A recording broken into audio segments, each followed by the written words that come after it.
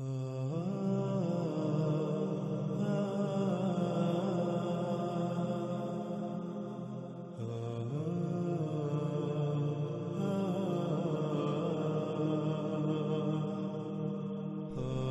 گزشتہ ایک ساتھ میں ہم دجال کو ہر پہلو سے اس طرح کھول کھول کر سامنے لا چکے ہیں کہ جس کا انکار اب کسی کے لیے بھی ممکن نہیں رہا۔ یہاں تک کہ وہ لوگ جن کا عقیدہ و نظریہ یہ تھا کہ دجال کا ذکر قرآن میں کہیں بھی نہیں، یوں کچھ لوگ دجال کا سرے سے انکار کر دیتے رہے، اور اکثریت اس عقیدے و نظریے کا فائدہ یوں حاصل کرتی رہی کہ روایات کی من پسند تشریحات کر کے اپنی مرضی کے مطابق دجال کا حلیہ بنا کر اکثریت کو اسے ماننے پر مجبور کرتی رہی۔ کوئی بھی ان کی منچاہی تشریحات و تعویلات کے خلاف چاہ کر بھی سوچ نہیں سکتا تھا۔ اگر کوئی ایسا کرنے کی جرات کرتا تو اس پر فتووں کی بوچھاڑ کر دی جاتی۔ لیکن اب ان دونوں طبقوں کی حقیقت بالکل کھل کر سامنے آ چکی ہے، کیونکہ ہم نے نہ صرف یہ بات ہر پہلو سے سامنے لائی کہ قرآن تو سارے کا سارا صرف دجال سے ہی متنبع کر رہا ہے، اور قرآن سے دجال کو بالکل کھول کر رکھ دیا، بلکہ اس کے علاوہ روایات سے بھی دجال کو ہر پہلو سے کھول کھول کر رکھ دیا، جس سے نہ صرف قرآن کی غیر معمولی حقانیت کا کھل کر اظہار ہوتا ہے، بلکہ محمد رسول اللہ صلی اللہ علیہ وآلہ وسلم کی ایسے تصدیق ہوتی ہے کہ ان کی ذات پر اعتراضات اٹھانے والے منہ چھپانے کے قابل بھی نہ رہیں، کہ آج کے حالات و واقعات کا 14 صدیاں قبل اس طرح کھول کھول کر ذکر کیا جیسے کوئی آنکھوں دیکھا حال بیان کر رہا ہو۔ موجودہ ایجادات یہ غیر معمولی امور جن کے بارے میں آج سے چند صدیاں قبل تصور کرنا بھی محال تھا، ان ایجادات و امور کے بارے میں جس طرح کھول کھول کر آج سے 14 صدیاں قبل بیان کر دیا تھا، یہ انتہائی غیر معمولی بات ہے۔ ایسا کوئی بھی عام شخص نہیں کر سکتا، وہ اس کا تصور تک بھی نہیں کر سکتا تھا۔ آج اگر محمد علیہ السلام کے بڑے سے بڑے دشمن کے سامنے بھی اس دعوت کو رکھا جائے، ان حقائق کو رکھا جائے کہ دیکھو محمد علیہ السلام نے آج جو کچھ ہو رہا ہے اس کے بارے میں اس وقت یعنی آج سے 14 صدیاں قبل کس طرح کھول کھول کر بیان کر دیا تھا جیسے کہ آنکھوں دیکھا حال ہو، تو ایسے شخص کے پاس سوائے محمد علیہ السلام کی تصدیق کے اور کوئی چارہ نہیں رہے گا۔ دنیا کا کوئی بھی شخص محمد علیہ السلام کی ذات پر یا قرآن پر انگلی تک نہیں اٹھا سکے گا۔ ناظرین، آج ایک بڑی تعداد میں ایسا طبقہ موجود ہے جو خود کو دین کا ٹھیکیدار سمجھتا اور کہلواتا ہے۔ وہ لوگ قرآن اور محمد رسول اللہ صلی اللہ علیہ وآلہ وسلم کے الفاظ کی روشنی میں اتنا سب کچھ واضح ہو جانے کے باوجود بھی ماننے کو تیار ہی نہیں، صرف اس لیے کہ ان کی دکانداریاں بند نہ ہو جائیں، اور جن اونچی اونچی مسندوں پر بیٹھ کر انسانیت کو دونوں ہاتھوں سے لوٹ رہے ہیں، ان کا استحصال کر رہے ہیں، دین کی خدمت کے نام پر عیاشیوں میں مصروف ہیں، جو اپنے ہاتھ سے ایک لقمہ بھی کما کر کھانا پسند نہیں کرتے، صرف اس لیے لوگوں کو حق سے روک رہے ہیں کہ کہیں ان کی دکانداری بند نہ ہو جائے، اور الٹا لوگ اس بارے میں سوالات نہ کرنا شروع ہو جائیں ان سے جن کے جوابات اس طبقے کے پاس نہیں ہیں۔ ان کے پاس دلیل ایک بھی نہیں سوائے جھوٹ اور دجل کی بنیاد پر محض ضد، حسد، بغض اور دشمنی میں طرح طرح کی سازشوں سے کام لے رہے ہیں، الفاظ کے ہیر پھیر سے اور طرح طرح سے لوگوں کو حق سے روکنے کے علاوہ اور کام نہیں ان کے پاس۔ لیکن ہم اس طبقے کو یہ بتا دیتے ہیں کہ ہم حق کو بالکل کھول کھول کر رکھیں گے، خواہ کچھ بھی ہو جائے، ہمیں اس کی پرواہ نہیں ہے۔ ناظرین، دجال پر قرآن اور محمد رسول اللہ صلی اللہ علیہ وآلہ وسلم کے الفاظ کی روشنی میں کھل کر بات ہو چکی، مزید بھی بات کریں گے آئندہ ایک ساتھ میں، لیکن فی الحال ہم اس موضوع پر بات کریں گے کہ دجال مکہ و مدینہ میں داخل نہیں ہو سکے گا۔ جیسا کہ ہم پچھلی ایک ساتھ میں یہ بات کئی بار کر چکے ہیں کہ عربی دنیا کی واحد ایسی زبان ہے جس کا ترجمہ دنیا کی کسی بھی زبان میں ممکن نہیں ہے۔ ترجمہ کہتے ہیں کسی بھی زبان کا دوسری زبان میں متبادل لفظ۔ دنیا میں کوئی ایک بھی ایسی زبان نہیں ہے جو مکمل عربی کے متبادل کے طور پر اپنا وجود رکھتی ہو۔ اس لیے قرآن یا پہلے ادوار کی اصل خالص عربی کا ترجمہ کسی بھی صورت ممکن نہیں ہے۔ اگر ایسا کیا جائے گا تو اس سے سوائے گمراہی و جہالت کے کچھ ہاتھ نہیں آئے گا، اور دنیا و آخرت میں سوائے خسارے اور پچھتاوے کے کچھ حاصل نہیں ہوگا۔ ہاں، البتہ عربی کے معنی ضرور بیان کیے جا سکتے ہیں، اور یہ بات یاد رکھیے کہ معنی ترجمے کو نہیں کہا جاتا، بلکہ معنی کسی لفظ کو بیان کرنے، مطلب یہ کہ اس کو کھولنے کے لیے استعمال کیے جانے والے الفاظ کے مجموعے کو کہا جاتا ہے۔ اور یہی وجہ ہے کہ اللہ سبحانہ و تعالی نے قرآن کو عربی میں اتارا۔ عربی فطرت کی زبان ہے، نہ کہ محض الفاظ پر مشتمل ان چند سطور یا محاوروں کا نام ہے جس کی بنیاد پر انسان ایک دوسرے سے مخاطب ہوں، ان کو جانے پہچانے یا پھر زندگی گزارنے کے لیے ایک دوسرے سے بات کر سکیں۔ ایسا ہرگز نہیں ہے۔ عربی ایسی زبان نہیں ہے، بلکہ عربی فطرت کی زبان ہے۔ مثال کے طور پر قرآن میں اللہ سبحانہ تعالیٰ نے کہا یولج اللیل فی النہار ویولج النہار فی اللیل۔ اب اس کا ترجمہ خواہ بڑے سے بڑا عرب دان کیوں نہ ہو، وہ کیسا ہی کیوں نہ کر لے، اس کا ترجمہ اس وقت تک ٹھیک نہیں ہو سکتا جب تک کہ ایک شخص جسے بے شک عربی نہ آتی ہو وہ اپنی آنکھوں سے یہ نہ دیکھ لے کہ کس طرح سے زمین کا وہ حصہ جہاں پر لیل ہوتی ہے اس کو روشنی میں لے جایا جاتا ہے، پھر اس کو اندھیرے میں لے جایا جاتا ہے، اور یہ سلسلہ مسلسل چل رہا ہے۔ اب جو شخص بے شک اسے عربی نہ آتی ہو، وہ چائنیز بولتا ہو، جانتا ہو، عربی سے بالکل واقف نہ ہو، اگر وہ یہ منظر اپنی آنکھوں سے دیکھ لیتا ہے، یا اگر غور و فکر کر کے کائنات میں اللہ کی آیات میں غور و فکر کر کے یہ جان لیتا ہے کہ دن اور رات کس طرح ہو رہے ہیں، تو دنیا کا بڑے سے بڑا عرب دان بھی اس کے سامنے آ جائے، وہ یولج کو کچھ بھی معنی کرے، وہ معنی ناقابل قبول ہوں گے۔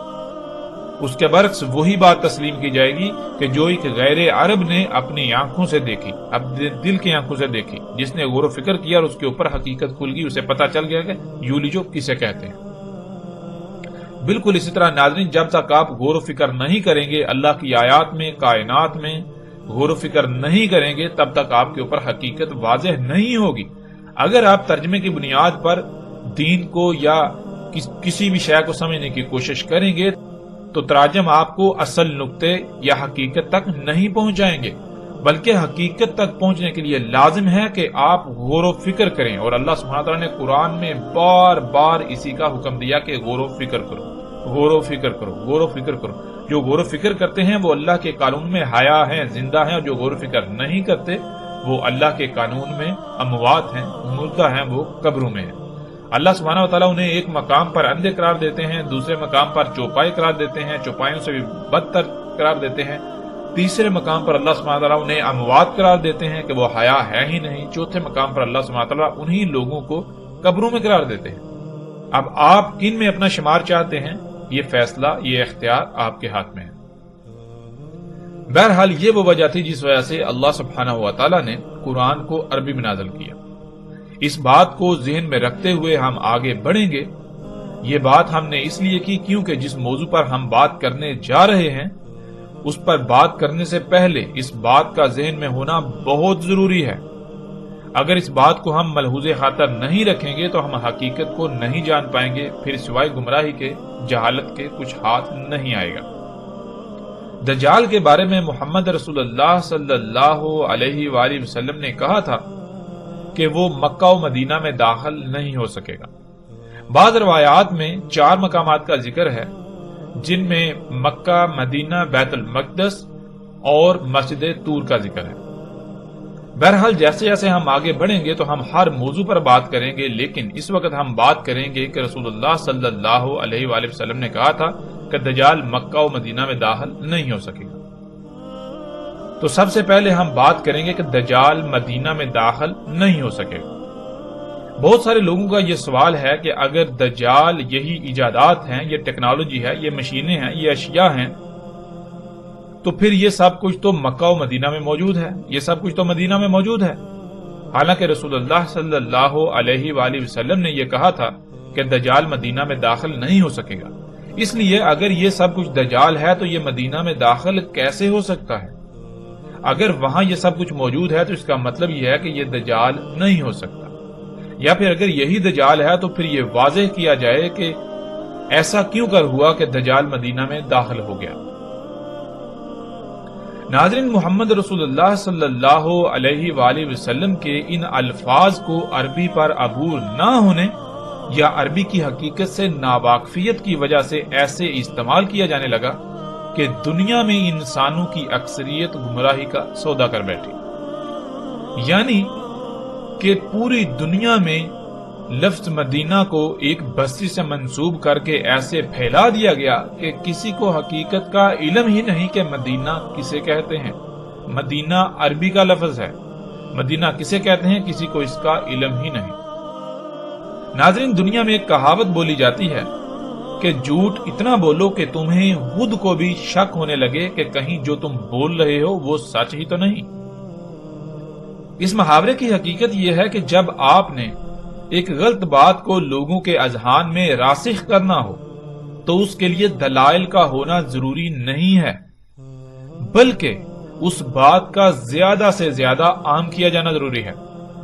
جب بات اکثریت کی زبان پر آ جائے گی تو لوگ خود بخود اسے تسلیم کر لیں گے، دلیل کی طرف ان کی توجہ ہی نہیں جائے گی، کیونکہ اکثریت کے مان لینے یا کہنے کی وجہ سے کوئی بھی دلیل کی ضرورت محسوس ہی نہیں کرے گا، اور اکثریت کا کہنا، اکثریت کا مان لینا یا اکثریت کے الفاظ ہی بذات خود دلیل بن جائے گا۔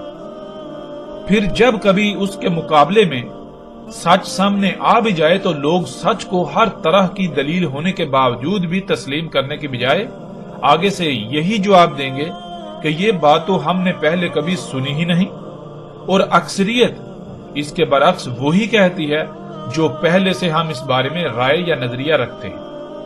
یوں سچ کی خود بخود موت ہو جائے گی اور سچ بیان کرنے والوں کو سخت سے سخت حالات کا اور سخت سے سخت رد عمل کا سامنا کرنا پڑے گا۔ سچ بیان کرنے والے کو الٹا دنیا نہ صرف تحقیر کا نشانہ بنائے گی، حقارت کی نگاہ سے دیکھے گی، بلکہ ہر ممکن حد تک تہمت و ملامت کا نشانہ بنائے گی۔ ہر کسی کا یہی جواب ہوگا کہ پہلے کیا ہر کوئی غلط تھا؟ جو ہمارے آباء و اجداد، ہمارے علماء اس کے برعکس آج تک ہمیں بتاتے رہے، آج تک ہمیں سکھاتے رہے، جو آج تک ہم سنتے رہے، کیا وہ سب کے سب غلط ٹھہرے اور اکیلے تم صحیح؟ یہ کیسے ہو سکتا ہے؟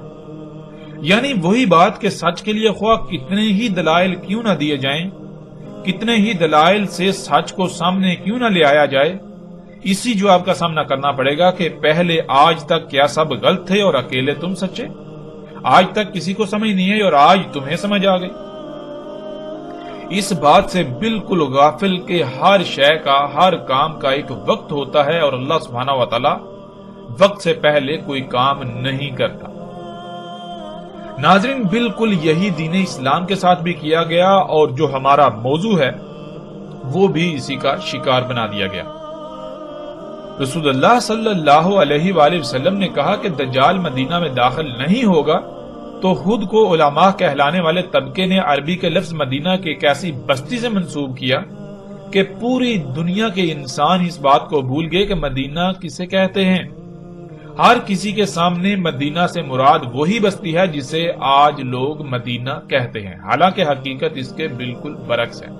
حقیقت کیا ہے؟ ہم اسے اللہ سبحانہ و تعالیٰ سے سوال کرتے ہیں اور اللہ سبحانہ و تعالیٰ اپنے کلام قرآن کے ذریعے اس کا کھول کھول کر جواب دیتے ہیں۔ ناظرین، مدینہ سے مراد کیا ہے یا مدینہ کسے کہتے ہیں؟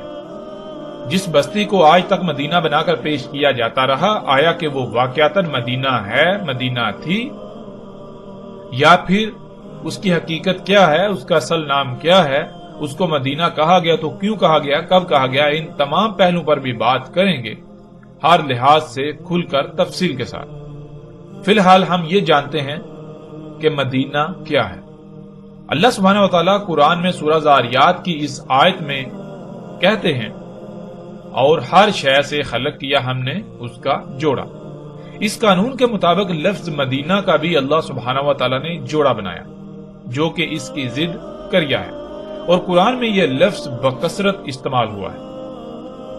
آتے ہیں ناظرین لفظ مدینہ کی طرف۔ لفظ مدینہ عربی کا لفظ ہے جو مجموعی طور پر 3 الفاظ کا مجموعہ ہے، جن میں سے 2 الفاظ 2 حروف ہیں اور ایک لفظ 3 حروف پر مشتمل ہے۔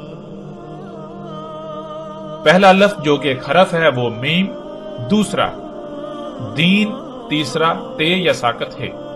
ان تینوں کو جب ملایا جائے تو لفظ مدینہ وجود میں آئے گا۔ عربی کے اصول کے مطابق اس لفظ کے آخر میں آنے والا حرف تے ہے کی آواز دے گا، بشرطے کہ اس کے آگے کسی دوسرے لفظ کا استعمال نہ ہو، یعنی یہ لفظ آگے کسی دوسرے لفظ سے نہ جڑ رہا ہو۔ یعنی اگر تے کسی ایسے لفظ کے آخر میں استعمال کیا جائے جس کے آگے کوئی دوسرا لفظ نہ ہو تو تے ساکت ہو جائے گی، یوں پیچھے محض ہے رہ جائے گی اور اسی کی آواز دے گی۔ جیسے مثال کے طور پر صرف اسی لفظ کو لے لیں، لفظ مدینہ یا المدینہ، جب اس کو لکھا جائے گا تو اس کو اس طرح لکھا جائے گا جیسے آپ سکرین پر دیکھ رہے ہیں، یعنی اس کے آخر میں تے کو لکھا جائے گا، لیکن جب اس کو پڑھا جائے گا تو تے ساکت ہو جائے گی، صرف ہے کی آواز سے پڑھا جائے گا۔ جب اسے پڑھا جائے گا تو تے ہے کی آواز دے گی، اور اگر آگے کسی دوسرے لفظ کے ساتھ جڑ رہا ہو تو پھر تے ساکت نہیں بلکہ تے ہی پڑھا جائے گا۔ مثال کے طور پر جیسے آپ سکرین پر دیکھ رہے ہیں لفظ مدینہ المکرمہ، یعنی کہ لفظ مدینہ اس کے آگے ایک ساتھ دوسرا لفظ جڑ گیا المکرمہ، تو اب تے جو ہے وہ ساکت نہیں ہوگی بلکہ تے ہی پڑھی جائے گی۔ اب آتے ہیں لفظ مدینہ کے معنی کی طرف۔ جیسا کہ ہم پہلے ہی بیان کر چکے ہیں کہ لفظ مدینہ میم، دین اور تے یا ساکت تے یعنی ہے سے مل کر بنا ہے، تو اس میں اصل لفظ دین ہے۔ یوں سب سے پہلے ہم پر فرض ہے کہ اس لفظ کو سمجھیں، ورنہ ہم لفظ مدینہ کو نہیں سمجھ پائیں گے۔ ناظرین، عربی کا یہ اصول ہے کہ جب بھی کسی لفظ کے شروع میں میم استعمال ہوتا ہے، اگر وہ لفظ کے اصل حروف میں سے نہیں ہے، یعنی الگ سے ساتھ میں استعمال کیا گیا ہے، الگ سے ساتھ میں جڑ رہا ہے، تو میم موجودگی کے اظہار کے لیے استعمال ہوتا ہے۔ یعنی جب بھی کسی لفظ کے شروع میں میم استعمال ہوتا ہے تو میم موجودگی کے، کسی شے کی موجودگی کے اظہار کے لیے استعمال کیا جاتا ہے۔ میم کسی شے کی موجودگی کا اظہار کرتا ہے، پھر آگے اصل لفظ آ جاتا ہے۔ پھر اسی طرح عربی کا اصول ہے کہ ہے جو ہے وہ اشارے کے لیے استعمال ہوتا ہے، ہے کا جو حرف ہے وہ اشارے کے لیے استعمال ہوتا ہے، اور تے جو ہے وہ براہ راست جو عوامل ہوتے ہیں ان کے لیے استعمال ہوتا ہے، یعنی کہ وہ کون سی شے ہے جس کی طرف اشارہ کیا جا رہا ہے، براہ راست جب اس کا ذکر کرنا ہو تو ہے نہیں بلکہ تے کا استعمال ہوگا۔ تو ناظرین، اس لفظ میں جو اصل لفظ ہے دین۔ دین کے شروع میں میم استعمال ہوا اور اس کے آخر میں ہے استعمال ہوا۔ میم کسی بھی لفظ کے جب شروع میں استعمال ہوتا ہے تو میم موجودگی کا اظہار کرتا ہے۔ اب میم سے مراد کیا ہے؟ میم سے مراد ہے موجودگی کا اظہار، یعنی کچھ موجود ہے۔ کیا موجود ہے؟ آگے لفظ آ جاتا ہے دین۔ جب ان دونوں الفاظ کو ملایا جائے گا تو لفظ بنے گا مدین۔ مدین کے معنی بنیں گے کہ دین موجود ہے۔ اب دین کہاں موجود ہے اس طرف اشارہ کرنا ضروری ہے، یعنی اب سوال یہ پیدا ہوتا ہے کہ دین کہاں موجود ہے، تو جہاں دین موجود ہے اس طرف اشارہ کرنے کے لیے آگے ہے کا استعمال کیا جاتا ہے، یعنی آگے ہے جب آئے گی تو یہ لفظ بن جائے گا مدینہ، یعنی کسی طرف اشارہ کیا جا رہا ہے اور کہا جا رہا ہے کہ یہاں دین موجود ہے۔ اب وہ کون سی جگہ ہے، کون سا خطہ ہے، اگر اس کا نام بتانا ہے یعنی براہ راست اس کا ذکر کرنا ہے تو ہے کی بجائے تے کا استعمال ہوگا، یعنی پھر مدینہ نہیں بلکہ مدینہ المکرمہ یا مدینہ آگے جو بھی وہ ہوگا اس کا نام استعمال کیا جائے گا۔ اگر نام موجود نہیں ہے تو پھر محض اشارے کے لیے تے نہیں بلکہ ہے استعمال کیا جائے گا۔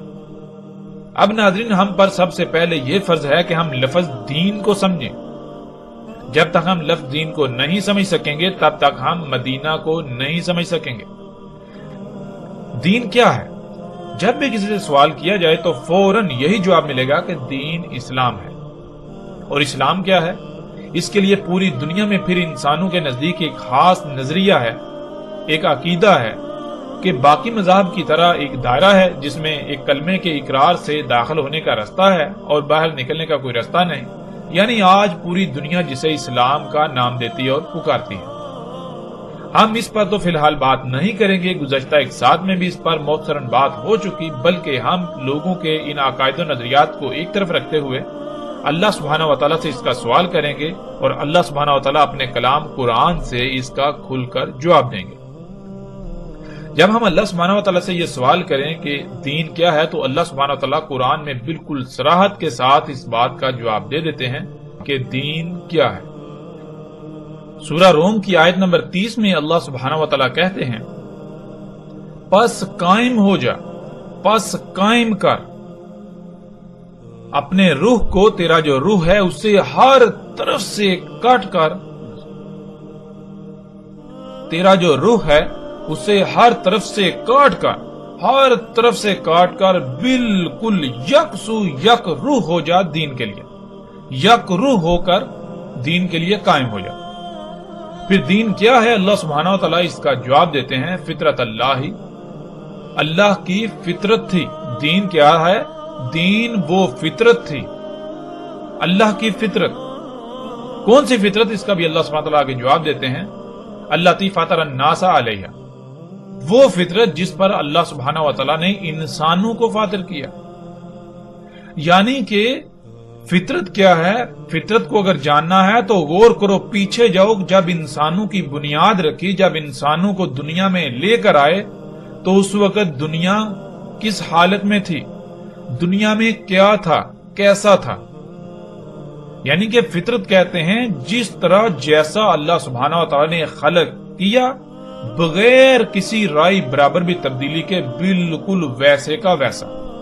جیسے اللہ سبحانہ تعالیٰ نے انسانوں کو خلق کیا، تمام مخلوقات کو خلق کیا، جیسی ضروریات اللہ سبحانہ تعالیٰ نے خلق کی تھیں ان میں کسی قسم کی کوئی بھی رد و بدل نہ ہو، ویسے کی ویسے ہی رہنے دی جائیں، ویسے کی ویسے ہی ہوں، اور انہی سے اپنی ضروریات کو پورا کیا جائے، انہی پر ڈٹا جائے، انہی پر توکل کیا جائے۔ یہ ہے فطرت، یہ ہے دین۔ پھر آگے اللہ سبحانہ تعالیٰ کہتے ہیں، لا تبدیل لخالق اللہ، کہ نہیں ہے تبدیلی، تبدیلی کے متحمل ہے ہی نہیں اللہ کی خلق، اللہ کی خلق کے لیے تبدیلی ہے ہی نہیں، یعنی اللہ سبحانہ تعالیٰ نے اپنی خلق کے لیے تبدیلی رکھی نہیں۔ جیسا اللہ سبحانہ تعالیٰ نے خلق کر دیا، اگر اس میں رائے برابر بھی تبدیلی کی جائے گی تو پھر خرابیاں ہوں گی، جس کے پھر رد عمل میں تباہیوں کا سامنا کرنا پڑے گا، سب کچھ درہم برہم ہو جائے گا۔ پھر آگے اللہ سبحانہ تعالیٰ کہتے ہیں، ذالک دین القیم ولکن اکثر الناس لا یعلمون، وہ تھا دین، وہ ہے دین کہ جس پر قائم ہونا ہے۔ یعنی دین کیا ہے؟ دین یہ ہے کہ ہر طرف سے کٹ کر، ہر طرف سے کٹ کر فطرت کے اوپر قائم ہونا ہے، فطرت کے اوپر کوئی مصنوعی شے نہیں ہونی چاہیے، اللہ کی مخلوقات میں چھیڑ چھاڑ نہیں کرنی، جیسا اللہ سبحانہ تعالیٰ نے خلق کیا ویسا ہی ہونا چاہیے۔ جو اللہ تعالیٰ نے آپ کی حد لگا دی، جو دائرہ لگا دیا، جیسے باقی مخلوقات اپنے اپنے مقام، اپنے اپنے دائرے کے اندر رہتی ہوئی اپنی اپنی ذمہ داری کو پورا کر رہی ہیں، بالکل اسی طرح تم نے بھی سب کچھ ویسے کا ویسے رہنے دینا ہے۔ جو اللہ سبحانہ تعالیٰ نے تمہارے لیے دائرہ لگایا، جو مقام رکھا، اسی مقام پر رہتے ہوئے، اسی دائرے میں رہتے ہوئے اپنی ذمہ داری کو پورا کرنا ہے اور زندگی گزارنی ہے، یہ ہے دین۔ اور اللہ سبحانہ تعالیٰ کہتے ہیں، انسانوں کی اکثریت جو بھولے ہوئے ہیں، یہ جو انسان ہیں، ان کی اکثریت کو اس کا علم ہی نہیں۔ کیوں؟ اس کا بھی اللہ سبحانہ تعالیٰ جواب دے دیتے ہیں۔ جب لفظ یعلمون، لا یعلمون کہتے ہیں تو پیچھے جو یا استعمال ہوتا ہے، اس کا معنی کیا ہے؟ اس کے خود ہی آ جاتی ہے، یعنی کہ انسانوں کی اکثریت غور و فکر ہی نہیں کرتی، جس وجہ سے انہیں اس بات کا علم ہی نہیں کہ دین کیا ہے۔ پھر وہ جو اور لوگ جو ہے وہ دین جو ان کے سامنے بنا کر پیش کرتے ہیں، انسانیوں کی اکثریت جو ہے پھر اسی کے پیچھے چلتی رہتی ہے اور اسے ہی دین سمجھ رہتی ہے، جس کا دین کے ساتھ کوئی تعلق نہیں۔ تو یہ تھا ناظرین دین۔ ناظرین دین کیا ہے ہم نے جان لیا، دین کہتے ہیں فطرت کو، دین ہے فطرت۔ اور مدینہ یعنی کہ مدینہ کسی اس خطے، اس علاقے، اس بستی، اس مقام کی طرف اشارہ کر کے کہا جاتا ہے، اسے کہا جاتا ہے جہاں پر فطرت ہو، جو خطہ، جو علاقہ، جو بستی فطرت پر ہو، جس میں اللہ کی مخلوقات میں تبدیلیاں نہ ہوں، سب کچھ ویسا ہو، یا لوگ وہاں کے باشندے، وہاں کے رہائشی ویسا ہی چاہتے ہوں جیسا اللہ نے خلق کر دیا، یعنی فطرت پر قائم ہونا ہی ان کا مقصد ہو، وہاں کے باشندوں کا فطرت پر قائم ہونا مقصد ہو۔ تو لفظ دین کے شروع میں میم دین کی موجودگی کا اظہار کرتا ہے، یعنی دین موجود ہے، اور دین کیا ہے؟ دین فطرت۔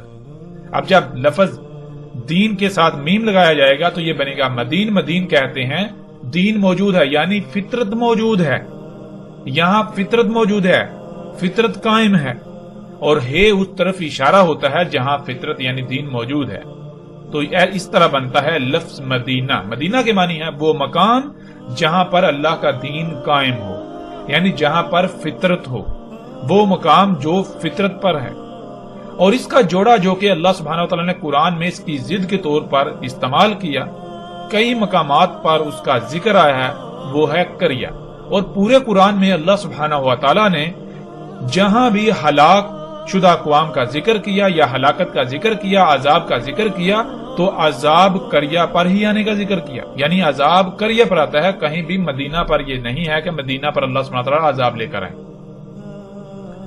بہرحال اس پر مزید تفصیل سے آگے چل کر بات ہوگی. ناظرین, قریہ کا مادہ ہے کرا, جس کے معنی ایک شے پر کسی دوسری شے کے ٹکرانے سے رد عمل کے طور پر بلند ہونے والی آواز کو کہتے ہیں. اسی سے لفظ قریہ بنا ہے, اسی سے اقرا بنا ہے, اسی سے قرت بنا ہے, اور اسی سے قرآن بنا ہے. جیسے لفظ اقرا انسان کے سامنے کتاب پڑی ہوتی ہے یا کچھ لکھا ہوا ہوتا ہے, یعنی کہ عمل کسی بھی صورت میں کتب ہوا موجود ہوتا ہے. جب انسان کی نظر یا اس کی توجہ اس پر ٹکراتی ہے تو رد عمل کی صورت میں جو شے سامنے آتی ہے, جو علم رد عمل کی صورت میں سامنے آتا ہے, اسے اقرا کہتے ہیں. مثال کے طور پر جیسے ایک کتاب جو آپ کے ہاتھوں سے لکھی ہوئی آپ کے سامنے پڑی ہوئی ہے, جب آپ کی توجہ آپ کی نظر اس پر ٹکرائے گی تو رد عمل میں آواز پیدا ہوگی, وہ آواز بھی قرا کہلائے گی. یوں قریہ مدینہ کی ضد ہے, اور قریہ کہتے ہیں کسی ایسے گاؤں, شہر, بستی, خطے یا علاقے کو جو اللہ کے کلام یعنی اللہ کے احکامات کے سامنے اپنی آواز بلند کرے, اپنی خواہشات کو ترجیح دے. یعنی اگر اللہ کسی کام کرنے کا حکم دے رہے ہیں تو وہ اس کے رد عمل میں نہ صرف اس کا انکار کر دیں بلکہ اللہ کے مقابلے پر اپنی آواز بلند کریں کہ نہیں, ہم تو وہی کریں گے جو ہماری چاہت ہے, جو ہماری خواہشات ہیں. یعنی لفظ قریہ جو ہے یہ مدینہ کی ضد ہے, اور اس کا آسان ترین معنی یہ ہے کہ وہ بستی, وہ خطہ, وہ علاقہ جو فطرت پر نہیں ہے, جہاں پر مصنوعی ہے, جہاں پر انسان کی ضروریات مصنوعی ہیں, غیر فطرتی ہیں, جہاں کے لوگ غیر فطرتی اشیاء پر انحصار کرتے ہیں, اسے قریہ کہتے ہیں. قریہ میں بھی ہے جو ہے یہ اس طرف اشارہ ہے جہاں کے رہنے والے اللہ کے مقابلے پر اپنی آواز بلند کرتے ہیں, یعنی کہ جہاں کے رہنے والے فطرت پر قائم نہیں ہے, یا وہ خطہ, وہ علاقہ, وہ بستی فطرت پر نہیں ہے. جہاں اللہ کا دین قائم نہ ہو, یعنی وہ علاقہ, وہ خطہ جہاں فطرت کی بجائے اس کی ضد ہو, فطرت کی ضد ہو. فطرت کی ضد کیا ہے؟ مصنوعی اشیاء, اللہ کی مخلوقات میں تبدیلی کی ہوئی اشیاء. جو اللہ کی خلق ہے وہ تبدیل شدہ, اللہ کی مخلوقات ہوں لیکن تبدیل شدہ, ان میں تبدیلیاں کی ہوئی.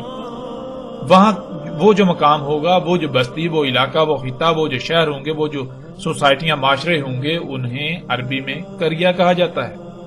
اور مدینہ وہ علاقہ, وہ خطہ, وہ بستی جہاں پر فطرت ہو. ناظرین, روایات میں دجال کے مدینہ میں نہ داخل ہونے سے مراد سعودی عرب کا شہر یعنی سعودی عرب کی بستی یثرب کو لیا جاتا ہے کہ دجال سعودی عرب کے شہر جسے عربی میں بلد کہتے ہیں, جس کا اصل نام یثرب ہے, یثرب میں داخل نہیں ہو پائے گا کیونکہ وہ مدینہ ہے. یہ بالکل غلط تصور ہے, اس کا حقیقت سے دور دور تک کوئی تعلق نہیں. جسے آج مدینہ کہا اور سمجھا جاتا ہے اس کا نام یثرب ہے, یثرب تھا اور اس وقت تک یثرب رہے گا جب تک اس کا نام بدل نہیں دیا جاتا. اب سوال یہ پیدا ہوتا ہے کہ آیا وہ مدینہ ہے یا قریہ؟ تو اس کا جواب بھی بالکل واضح ہے. اگر تو وہاں اللہ کا دین قائم ہے یعنی وہ بستی, وہ خطہ فطرت پر ہے تو وہ مدینہ کہلائے گی, وہ خطہ, وہ بستی مدینہ کہلائے گی. اور اگر وہاں اللہ کا دین قائم نہیں ہے یعنی وہ فطرت پر نہیں ہے بلکہ وہاں بھی فطرت کی ضد ہے, مصنوعی اشیاء ہے, سب کچھ مصنوعی ہے, تو وہ مدینہ نہیں بلکہ قریہ ہے. ناظرین, اب سوال یہ پیدا ہوتا ہے کہ یثرب کو مدینہ کب کہا گیا؟ رسول اللہ صلی اللہ علیہ وآلہ وسلم کی مکہ سے یثرب کی طرف ہجرت کے بعد یثرب کو مدینہ کہا گیا, اور یہ بات روایات میں بالکل صراحت کے ساتھ موجود ہے. جیسے ہی ہم آگے بڑھیں گے تو وہ روایات بھی ہمارے سامنے آئیں گی. جن میں رسول اللہ صلی اللہ علیہ وآلہ وسلم نے ہجرت سے پہلے بالکل واضح نہ صرف اسے یثرب کہا بلکہ یثرب کو ام القریہ قرار دیا، یعنی جو بھی آس پاس کی قریہ ہیں ان کی ماں قرار دیا، ان کی جڑ قرار دیا۔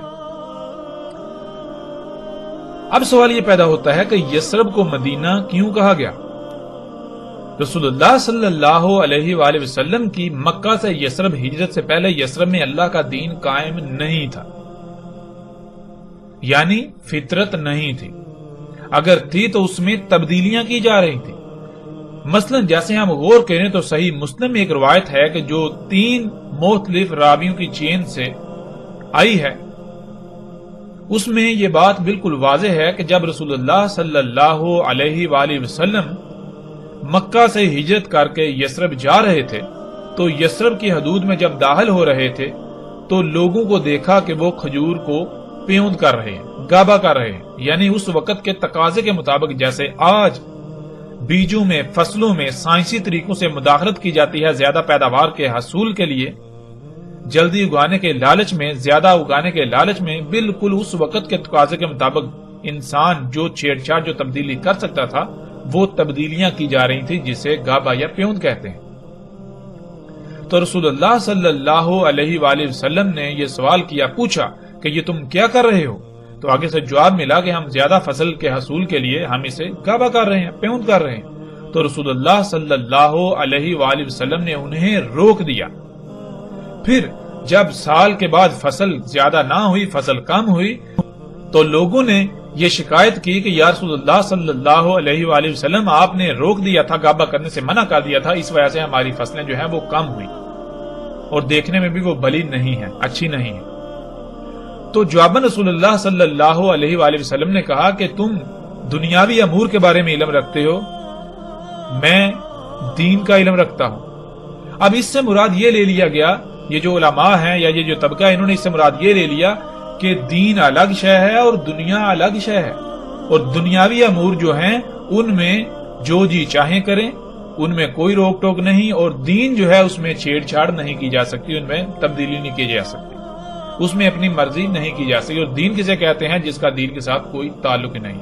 حالانکہ حقیقت کیا ہے ناظرین؟ جب آپ غور کریں تو حقیقت آپ کے بالکل سامنے آ جائے گی۔ حقیقت کیا ہے کہ آپ غور کریں کہ جب محمد رسول اللہ صلی اللہ علیہ وآلہ وسلم مکہ سے یثرب جا رہے ہیں اور انہوں نے جب دیکھا یثرب میں کہ کھجوروں کو پیوند کیا جا رہا ہے، تو کیا رسول اللہ صلی اللہ علیہ وآلہ وسلم کو یہ نہیں علم تھا کہ یہ کیا کیا جا رہا ہے؟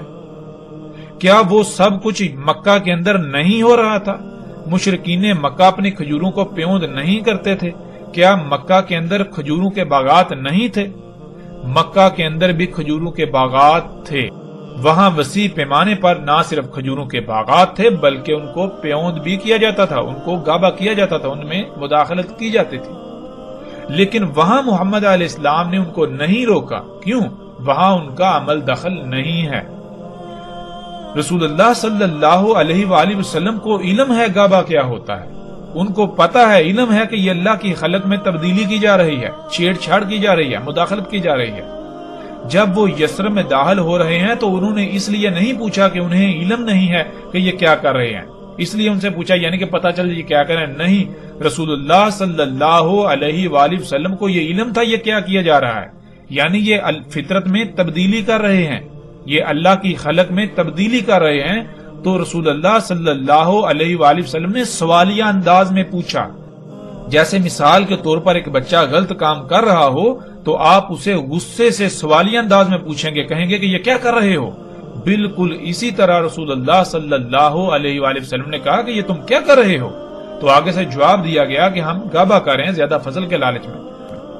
تو رسول اللہ صلی اللہ علیہ وآلہ وسلم نے کہا کہ اگر تم یہ نہ کرو، اگر یہ تم نہ کرتے تو اس میں تمہارے لیے خیر ہے، اور رسول اللہ صلی اللہ علیہ وسلم نے انہیں روک دیا، منع کر دیا۔ اب کیا رسول اللہ صلی اللہ علیہ وسلم کو یہ نہیں علم کہ وہ جب خود کہہ رہے ہیں کہ زیادہ فصل کے حصول کے لیے، اچھی فصل کے لیے ہم گابا کر رہے ہیں، جب نہیں کیا جائے گا تو ظاہر ہے فصل اچھی نہیں ہوگی، فصل زیادہ نہیں ہوگی۔ جیسے مثال کے طور پر آج اگر کسی کو زمین میں کھادیں ڈالنے سے روکا جائے کیمیکلز اور یہ جو عناصر ہیں جو زمین کو اگانے پر مجبور کرتے ہیں، یہ ڈالنے سے روکا جائے تو کیا روکنے والے کو یہ نہیں پتا کہ یہ کھاد ہے، یہ کیمیکلز ہیں؟ ظاہر ہے علم ہوگا تو روکے گا نا۔ کیا اسے نہیں پتا کہ ان کیمیکلز، ان کھادوں سے فصل دیکھنے میں بہت اچھی ہوتی ہے، زیادہ ہوتی ہے؟ اسے علم ہے، سب کو علم ہے۔ ہاں اگر وہ روک رہا ہے تو اس لیے روک رہا ہے کہ تم اللہ کی خلق میں تبدیلی کر رہے ہو۔ جب تم اللہ کی خلق میں تبدیلی کرو گے تو پھر یہ فصل کھانے والوں کو بیماریاں لاحق ہوں گی، یعنی کہ جو اللہ نے توازن قائم کیا وہ توازن بگڑ جائے گا۔ اللہ نے تمہیں خلق کیا ہے، اللہ نے انسانوں کو خلق کیا ہے، اللہ نے بشر کو خلق کیا ہے، تمام مخلوقات کو اللہ نے خلق کیا ہے، تو اللہ ہی کو علم ہے کہ ان کے لیے کیا فائدہ مند ہے اور کیا نقصان دہ ہے۔ اس لیے اللہ بھول نہیں گیا تھا، اللہ نے سب کے لیے جو کچھ جیسا خلق کرنا تھا وہ بالکل پرفیکٹ بہترین خلق کیا، جیسی جس کی ضرورت تھی ویسا ہی خلق کیا۔ اب اگر تم اس میں تبدیلی کرو گے تو جان لو اللہ نے ہر شے میں توازن قائم کیا، میزان قائم کیا۔ اگر تم چھیڑ چھاڑ کرو گے، تبدیلی کرو گے تو وہ توازن بگڑ جائے گا، میزان بگڑ جائے گا، میزان میں خسارہ ہوگا، پھر جس سے تباہیاں آئیں گی، خرابیاں ہوں گی، جسے آپ بیماریاں کہتے ہیں۔ جیسے زمین کا توازن بگاڑا تو زلزلے، طوفان، یہ سب کچھ ہو رہا ہے۔ تو رسول اللہ صلی اللہ علیہ وآلہ وسلم کو علم تھا کہ یہ گھابہ کر رہے ہیں اور وہ خود کہہ رہے ہیں کہ زیادہ فصل اور اچھی فصل کے لالچ میں۔ تو جب ظاہر ہے اس لیے کر رہے ہیں، گھابہ نہیں کیا جائے گا تو ظاہر ہے فصل اچھی نہیں ہوگی، فصل زیادہ نہیں ہوگی، یعنی دیکھنے میں اچھی نہیں ہوگی، لیکن اس کا جو وہ اندرونی پہلو ہے وہ پرفیکٹ ہوگا، وہ بہت زبردست ہوگا۔ اس کے کھانے یعنی اس فصل کے کھانے سے کوئی آپ کو بیماری لاحق نہیں ہوگی، کوئی خرابی لاحق نہیں ہوگی، آپ کے جسم میں جو توازن ہے وہ نہیں بگڑے گا۔ اس لیے رسول اللہ صلی اللہ علیہ وآلہ وسلم نے منع کیا تھا۔ اور پھر ناظرین تاریخ گواہ ہے کہ اس کے بعد کوئی بندہ یہ ثابت نہیں کر سکتا کہ رسول اللہ صلی اللہ علیہ وآلہ وسلم کی موجودگی میں یا ان کے بعد کھجوروں کو گھابہ کیا گیا ہو، یعنی فصلوں کو پیوند کیا گیا ہو، ان میں مداخلت کی گئی ہو۔ یعنی اگر رسول اللہ صلی اللہ علیہ وسلم نے یہ کہا کہ تم دنیا کے امور کے بارے میں بہتر جانتے ہو اور میں دین کے بارے میں، مطلب یہ کہ دین الگ ہے، دنیا الگ ہے، تم دنیاوی معاملات کے بارے میں جانتے ہو، تم جو جی چاہے کرتے رہو، دنیاوی امور میں مجھ سے صرف دین کی بات لیا کرو، اگر یہ مطلب تھا تو پھر اس کے بعد لوگوں کو گھابہ کرنا چاہیے تھا، لوگوں کو فصلوں کو پیوند کرنا چاہیے تھا۔ لیکن جب ہم تاریخ اٹھا کر دیکھیں تو ہمیں کوئی ایسی شے ملتی ہی نہیں، اور کیسے مل سکتی ہے کہ جبکہ قرآن میں اللہ سبحانہ وتعالیٰ خود کہہ رہے ہیں کہ دین کیا ہے؟ دین ہے فطرت، فطرت کو قائم کرنا ہے، فطرت پر قائم ہونا ہے، فطرت میں چھیڑ چھاڑ، اس میں تبدیلی نہیں کرنی۔ تو جب فطرت میں تبدیلی کی جائے گی تو کیا وہ دین نہیں؟ کیا وہ دین میں تبدیلی نہیں کی جا رہی؟ جب دین ہے ہی فطرت تو فطرت میں تبدیلی، دین میں تبدیلی، فطرت ہی تو دین ہے۔ بہرحال ناظرین ہم اس موضوع پر الگ سے تفصیل سے بات کریں گے، لیکن اب ہم بڑھتے ہیں آگے۔ وہ یہ کہ اس وقت رسول اللہ صلی اللہ علیہ وآلہ وسلم نے جب مکہ سے یثرب کی طرف ہجرت کی تو یثرب میں بھی یہی کچھ ہو رہا تھا۔ کیوں؟ کیونکہ یثرب اس وقت تک قریہ تھی، اور جیسے ہم آگے بڑھیں گے تو رسول اللہ صلی اللہ علیہ وآلہ وسلم کے الفاظ میں ہمیں یہ بالکل واضح مل جائے گا کہ رسول اللہ صلی اللہ علیہ وآلہ وسلم نے ہجرت سے پہلے یثرب کو قریہ کہا۔ یثرب قریہ تھی، یعنی وہاں فطرت نہیں تھی، فطرت میں اس وقت کے تقاضے کے مطابق چھیڑ چھاڑ، مداخلت کی جا رہی تھی۔ اور جب رسول اللہ صلی اللہ علیہ وآلہ وسلم نے وہاں ہجرت کر کے چلے گئے، یعنی وہاں دین قائم ہو گیا، یعنی لوگوں کو فطرت میں چھیڑ چھاڑ سے روک دیا، وہاں فطرت ہر طرف یعنی فطرت قائم ہو گئی، ہر لوگ فطرت پر قائم ہو گئے، وہاں فطرت ہی تھی، تو تب اسے مدینہ کہا گیا۔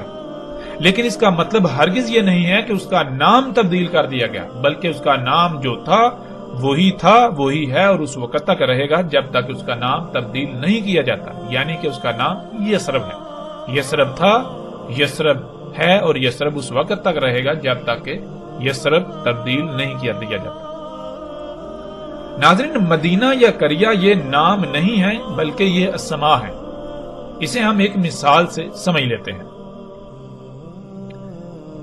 مثال کے طور پر آپ کا ایک بیٹا ہو، بھائی ہو، یا آپ کا کوئی عزیز رشتہ دار ہو جس کا نام عمران ہو۔ اب اگر تو وہ اللہ کی غلامی کرے گا تو وہ مومن یا مسلم کہلائے گا، یعنی جو احکامات اللہ دیتا ہے ان کو تسلیم کر کے ان کے آگے سرنڈر کرے گا، ان کے اوپر عمل کرے گا تو وہ مومن یا مسلم کہلائے گا۔ اور اگر وہ اللہ کے علاوہ کسی اور کی غلامی کرے گا تو وہ مومن نہیں، مسلم نہیں، بلکہ مشرک و کافر کہلائے گا، مشرک کہلائے گا۔ یعنی ایک انسان، ایک بشر جس کا نام عمران ہے، لوگ اسے عمران کے نام سے جانتے پہچانتے ہیں، اگر تو وہ اللہ کے دین پر قائم ہے تو وہ مومن یا مسلم کہلائے گا، اور اگر وہ اللہ کے دین پر قائم نہیں تو وہ مشرک و کافر کہلائے گا۔ ناظرین، اب لفظ مومن یا مسلم یا پھر مشرک و کافر یہ نام نہیں ہے۔ نام یعنی عربی میں نام کو کہتے ہیں کنیت، کنی یا لقب، بلکہ یہ اسما ہے۔ اسما یعنی اسم سے، اسم کہتے ہیں صفات کو، صفت کردار کو، خصوصیات و صلاحیتوں کو۔ تو مومن و مشرک یہ سما ہے، یعنی کہ یہ کردار ہے جس کے اندر یہ صلاحیتیں، یہ صفات پائی جائیں گی، اسے مومن کہا جائے گا، خواہ اس کو دنیا کسی بھی نام سے جانتی پہچانتی ہو، کسی بھی لفظ سے جانتی پہچانتی ہو۔ اب ناظرین، مثال کے طور پر ایک شخص ہے، وہ اللہ کی غلامی نہیں کرتا، وہ اللہ کے احکامات کا انکار کرتا ہے اور اللہ کے ساتھ شرک کرتا ہے، یعنی اپنی خواہشات کی اتباع کرتا ہے، اوروں کی غلامی کرتا ہے، تو بے شک دنیا، پوری کی پوری دنیا اسے مومن کے نام سے، مومن کے لفظ سے جانتی پہچانتی ہو، اسے پکارتی ہو، وہ اللہ کے قانون میں مومن نہیں ہو سکتا۔ مومن اس کا لقب ہے، اس کی کنیت ہے، مومن اس کا اسم نہیں ہے۔ جیسے اللہ ہے، اس ذات کا جو لقب ہے وہ اللہ ہے، اور باقی جو ہیں اس کے اسما ہے۔ جیسے الرزاق، خالق، خالق جو ہے اسم ہے، خالق خلق کرنے کی صلاحیت ہونا، خلق کرنے والا۔ اسی طرح آپ دیکھیں کہ قرآن میں آیا اللہ احسن الخالقین، تو دیکھیں قرآن میں خالقین یہ جمع کا صیغہ ہے، یعنی ایک سے زائد خالق، اللہ ان میں احسن ہے۔ اب کیا آپ دیکھتے ہیں، غور کریں، کیا دنیا میں کیا انسانوں کے نام خالق ہیں؟ یعنی اس کا نام بھی خالق ہے، اس کا نام بھی خالق ہے، اس کا نام بھی خالق ہے، اس کا نام بھی خالق ہے؟ نہیں، بلکہ نام تو مختلف ہیں۔ جیسے اللہ یعنی وہ ذات جو احسن الخالقین ہے، اسے ہم اللہ کہہ کر پکارتے ہیں، جانتے ہیں، پہچانتے ہیں۔ بالکل اسی طرح جو باقی خالق ہیں، خالقین ہیں اس ذات کے علاوہ، ان کو بھی کوئی عمران کے نام سے جانتا ہے، کوئی کسی نام کے سے جانتا ہے، کوئی رام کے نام سے، کوئی لکشمن کا نام سے، کوئی کسی نام سے، کوئی کسی نام سے۔ تو بالکل اسی طرح، یعنی کہ جیسے آپ کو بتایا کہ یہ جو مسلم اور مومن یا کافر مشرک یہ سما ہیں، اگر کسی کا نام بے شک مومن ہو لیکن وہ اللہ کی غلامی نہیں کر رہا، وہ اللہ کے ساتھ شرک کر رہا ہے، تو وہ مشرک ہے، اس کا اسم مشرک ہے، مومن اس کا لقب کہلائے گا۔ بالکل اسی طرح ایک بستی، ایک خطہ، ایک علاقہ، اگر وہاں فطرت قائم ہے تو وہ مدینہ ہے، اگر فطرت نہیں ہے، وہاں فطرت کی ضد ہے، تو وہ قریہ کہلائے گی، مدینہ کی ضد۔ دنیا میں صرف دو ہی طرح کے خطے ہیں، اور اللہ سبحانہ وتعالی نے قرآن میں بھی خطوں کی تقسیم صرف دو ہی طرح کی ہے، ایک مدینہ اور دوسرا قریہ۔ یعنی وہ خطے، وہ علاقے جہاں فطرت ہے، جو فطرت پر قائم ہے، انہیں اللہ سبحانہ وتعالی نے قرآن میں ہر جگہ پر مدینہ کہا، اور جہاں فطرت نہیں ہے، فطرت کی ضد ہے، اس وقت کے تقاضے کے مطابق فطرت میں چھیڑ چھاڑ تبدیلیاں کی جا رہی ہیں، اسے اللہ سبحانہ و تعالی نے قریہ کہا۔ اور قرآن میں آپ جگہ جگہ پر ایسی آیات دیکھ سکتے ہیں۔ اب ناظرین، دنیا میں کوئی بھی بستی ہو، اگر اس کو مدینہ کے نام سے جانا پہچانا جاتا ہو، یعنی مدینہ اس کا لقب ہو، اس کا نام رکھ دیا جائے، تو ضروری نہیں ہے کہ وہ مدینہ ہی ہے، یعنی کہ اس کا اسم بھی مدینہ ہے۔ جیسے ایک شخص، اس کو دنیا مومن کے نام سے جانتی پہچانتی ہے، لیکن حقیقتاً وہ مشرک ہے، تو وہ مومن نہیں، مومن اس کا لقب ہے۔ بالکل اسی طرح جسے آج تک مدینہ کہا جاتا رہا اور مدینہ کہا جاتا ہے، وہ مدینہ نہیں ہے۔ مدینہ اس کا لقب تو ہو سکتا ہے، مدینہ اس کا اسم نہیں ہے، اور نہ اسم ہو سکتا ہے۔ یعنی دیکھیں کیا اس میں دین موجود ہے، یعنی کہ وہ خطہ، وہ بستی کیا فطرت پر ہے؟ اگر تو وہ فطرت پر ہے تو وہ مدینہ کہلائے گی، اس کا اسم مدینہ ہے۔ اگر وہ فطرت پر نہیں ہے، وہاں فطرت کی ضد ہے، اللہ کی مخلوقات میں، اللہ کے خلق میں تبدیلیاں کی جا رہی ہیں، تو وہ قریہ ہے، وہ مدینہ نہیں ہو سکتا۔ اب ناظرین، اس کے باوجود، ان حقائق کے کھل جانے کے باوجود بھی اگر کوئی بازد رہے کہ نہیں، مدینہ صرف اور صرف یثرب ہی ہے، جو سعودی عرب میں واقع ہے، تو پھر لا تعداد سوالات پیدا ہوتے ہیں۔ مثلا قرآن میں مجموعی طور پر 14 مقامات پر لفظ مدینہ کا استعمال ہوا، اور ان 14 مقامات کو آپ سکرین پر دیکھ سکتے ہیں۔ ان میں سورہ الاعراف کی آیت نمبر 123، سورہ توبہ کی آیت 110، سورہ توبہ کی آیت 120، سورہ یوسف کی آیت نمبر 30، سورہ الحجر کی آیت نمبر 67، سورہ الکہف کی آیت 19، سورہ الکہف کی آیت 82، سورہ نمل کی آیت نمبر 48، سورہ القصص کی آیت 15، سورہ القصص کی آیت 18، سورہ القصص کی آیت 20، سورہ الاحزاب کی آیت 60 اور سورہ المنافقون کی آیت نمبر 8 شامل ہے۔ ان تمام آیات کو آپ دیکھیں تو ان میں اللہ سبحانہ و تعالی نے لفظ مدینہ کا استعمال کیا ہے۔ ویسے تو ہم ان 14 کے 14 مقامات پر بات کر سکتے ہیں، لیکن اس سے ایک تو موضوع وسیع ہو جائے گا، اور دوسری بات یہ کہ سب مقامات پر بات کرنے کی ضرورت ہی نہیں ہے۔ اس لیے ہم صرف ان چند مقامات پر بات کریں گے جو نہ صرف ہمارے موضوع کا احاطہ کریں بلکہ حق بالکل کھل کر سامنے آ جائے۔